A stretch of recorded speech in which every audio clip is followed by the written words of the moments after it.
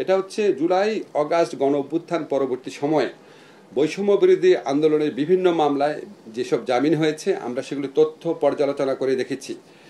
প্রায় সকল মামলায়, রিপিট করি, প্রায় সকল মামলায় হাইকোর্ট থেকে আগাম জামিন দেওয়া হয়েছে। আপনারা জানেন হাইকোর্টের বিষয়ে কোনো মন্তব্য বা ব্যাখ্যা করার এখতিয়ারই আমাদের নাই।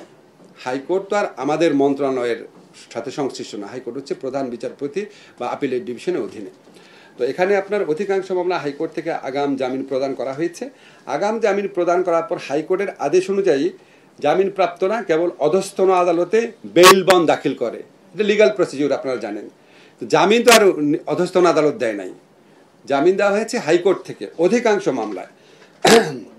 যেমন বগুড়ায় 130টি মামলায়, শুধু বগুড়ায় থেকে দায়েরকৃত 130টি মামলায় হাইকোর্ট বিভাগ থেকে আগাম জামিন দেওয়া হয়েছিল। এই সমস্ত ক্ষেত্রে আমরা অধস্তন আদালত বা আইন মন্ত্রণালয়, আমরা কালেকটিভলি বা অধস্তন আদালত যে কাজটা করে সেটা আপনাদের বলে দিই। যখন এরকম আগাম জামিন দেওয়া হয়, দেওয়ার পর আগাম জামিনের পিরিয়ডটা যখন শেষ হয়, ধরেন 4 সপ্তাহ আগাম জামিন দিল, এই 4 সপ্তাহের মধ্যে তো অধস্তন আদালতে এটা এখতিয়ারাধীন বিষয় না।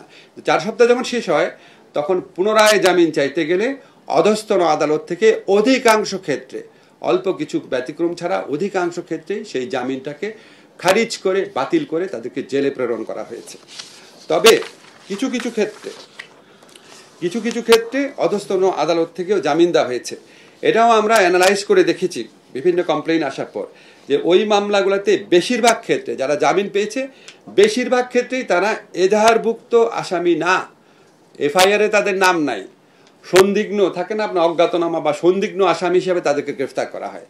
এবং এর মধ্যে আবার কিছু ক্ষেত্রে পুলিশ যখন ফরওয়ার্ডিং পাঠায় তখন ওই আসামির রাজনৈতিক পরিচয় কি বা এই ক্ষেত্রে তার সংশ্লিষ্টতা কতটুকু আছে সেই সম্পর্কে কোনো তথ্য থাকে না।